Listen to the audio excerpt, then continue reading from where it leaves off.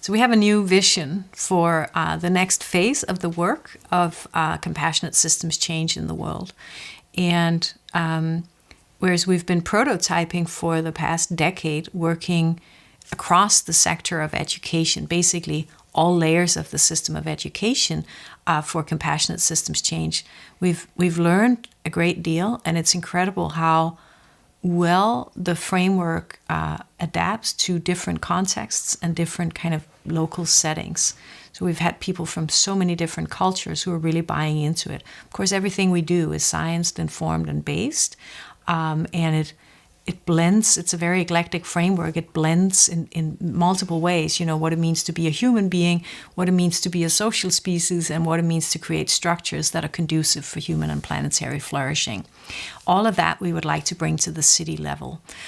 We are really concerned about the declining mental health and well-being of our children in this world, and we feel that there should be more emphasis on bringing the kids to the heart of society.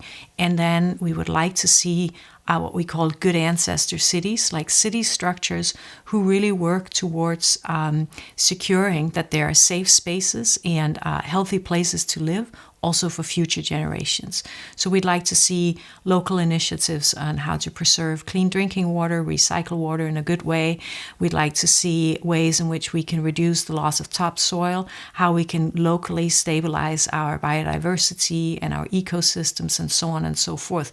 And all of these matters, of course, are ways in which we can locally address elements of the poly-crisis in the world, address, elements of climate change that's really hard to deal with globally, but we can deal with it locally. And I think they could serve as beacons of hope for a world where all these collapsing structures are happening right around our very ears and eyes. And it would attract, of course, people who would want to come and live there, who really want to contribute in a good way, who wants to hold a responsible stance for what it means to be a human being in our time, and how we can work together to solve some of these big issues at a local scale. One thing that I think is really important in this is that it doesn't become politicized.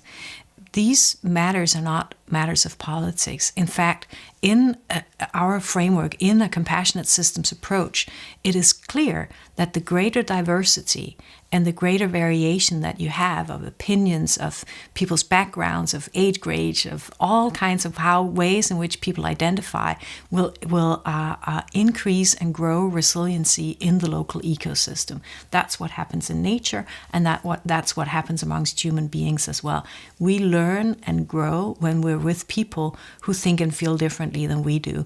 And what we can do is we can have practices of being together with differences, and with differences in opinions and understanding in a good way, so we don't increase the polarization, but on the contrary, actively engage with people who are from a different reality, live in a different reality than we do ourselves.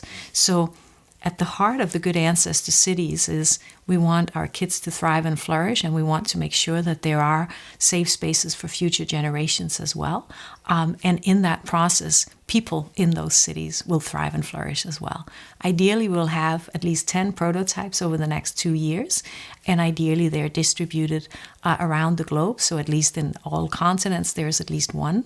And my hunch is that as that begins to grow, many, many more will want in, and that might be a way for us to, through local actions, support a global change strategy. So.